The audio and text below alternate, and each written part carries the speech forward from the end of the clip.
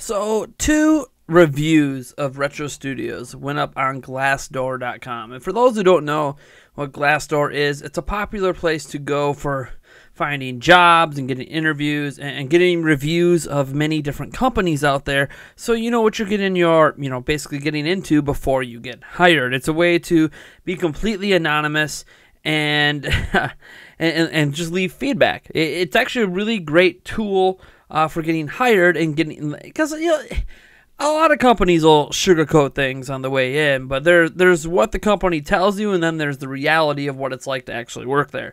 And this is a site that's commonly used for places like Retro Studios to see what it's like working there. And there were two recent reviews this year that finally got some attention, and I'm surprised I didn't notice them. I just haven't been visiting the site lately. And those reviews paint a very bad look for Retro Studios.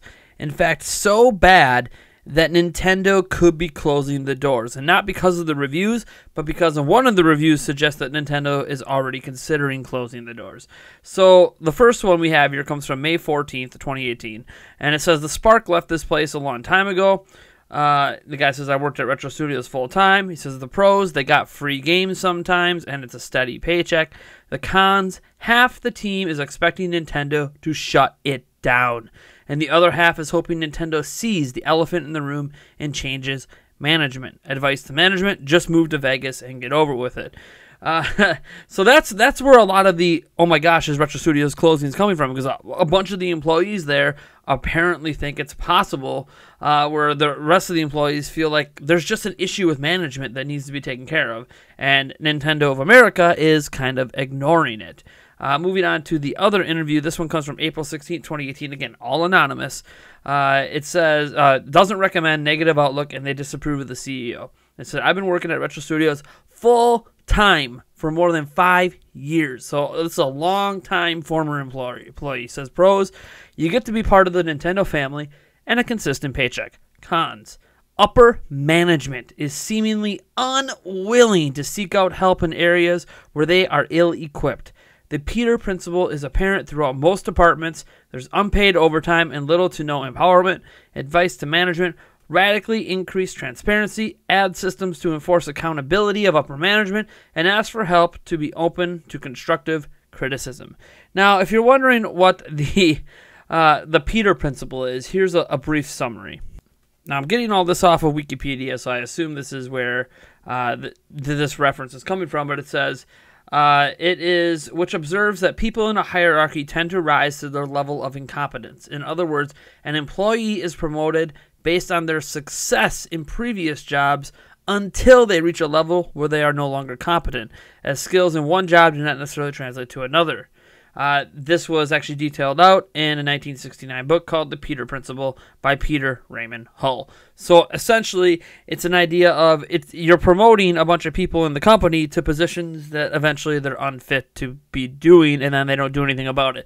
And I feel like this is where they have issues with the upper management. Whoever the upper management currently is at Retro Studios, I'm not going to call it any names.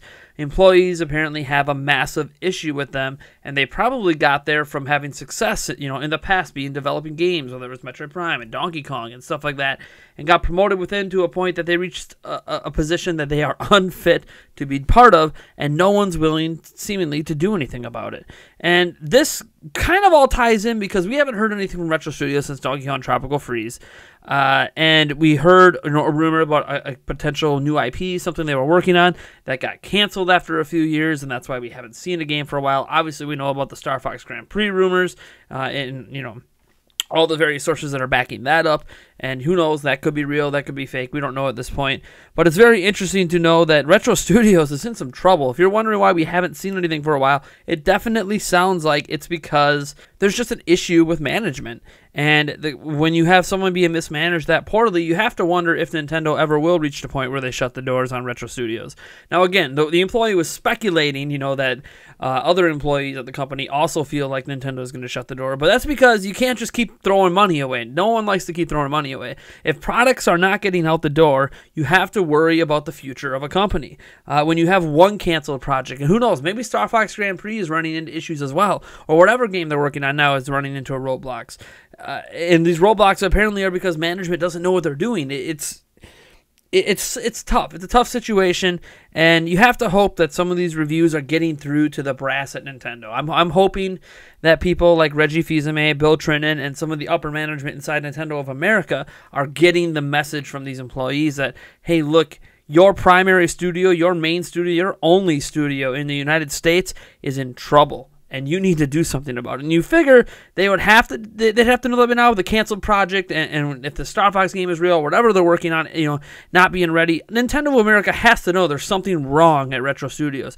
You don't go from making Metroid Prime 1, 2, and 3 and 2 amazing Donkey Kong games and suddenly just be this bad unless something massively wrong is happening inside the company. And so do we have to worry about Retro Studios? Probably. We probably should have been worrying about them more than we already were, just because we didn't see this rumored Star Fox game at E3, which felt like a good place to show it. They could still show it in the future. We have a rumor out there, just like the Star Fox one, that they had another project that was canceled. And one thing we do factually know is it's been 5 years. It's been 5 years since their last game, which is unheard of for Retro Studios since Nintendo acquired them. And this doesn't make any sense that we haven't heard about any games coming from them in this long, and that all the people that have connections to them aren't really singing praises. So I am really confused and worried for the future of Retro Studios, who made some of my favorite Nintendo games over the past 20 years. I really hope this isn't the beginning of the end, as it were. I hope that Nintendo of America and people inside Retro can do something about this before you lose all of your major talent, because obviously, no matter how talented all your employees are, they're not going to want to keep putting up with this crap, and they're going to keep leaving, and they're going to keep trying to rehire to replace them, but ultimately, you got to look at the source of the problem, the root of it, and it appears, at least right now, to be management. Again, speculation based on anonymous reviews, although on Glassdoor, I think they confirm your former employment, if I remember right. I could be wrong on that, but last time I tried using it, they wanted to confirm my employment when I was going to review an employer. So I assume they do that for everyone. Maybe I'm wrong on that, but yeah, I don't know. I'm concerned. I think we should have been concerned probably for Retro Studios anyways, but this just brings the concern further into the light. Is Nintendo going to be closing Retro Studios? As the one employee suggests, half the employees there think that's going to happen. The other half the employees think that the management is just needs to be replaced and everything can get better. I don't know. All I know is that people apparently are not happy at Retro Studios. And when you have unhappy employees, you have a toxic work environment, and it leads to nothing really getting done. Hence, no games out of Retro Studios in over 5 years. Anyways, folks, you guys let me know what you think about this news story down in the comments below.